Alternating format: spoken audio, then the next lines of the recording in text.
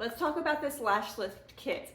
I actually went to film this previously when I was doing my lash lift, and it was just too difficult to film and do it at the same time. So I just want to give a few notes about using this and what I thought about it. When I first did the lash lift on myself, it worked great. However, it wasn't as easy as I was hoping it would be. However, when my teenage daughter came home, I had her do it on me a few weeks later. It went seamlessly, it was so smooth, and then I in turn did hers as well, and it was great. So I really do recommend having someone to help you. It only takes maybe 20 minutes, 30 minutes to do the whole process, because you do have to let the processes sit for like 10 minutes at a time.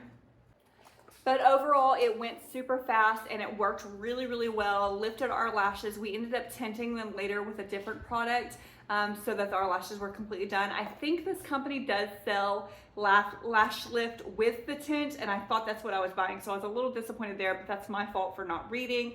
However, the kit came with everything you needed for the lift except saran wrap or plastic wrap, which you do need to help you process the chemicals. And mine looks a hot mess in here now, but it comes with all the different tools you need. It worked great. I would highly recommend this, and we will be buying.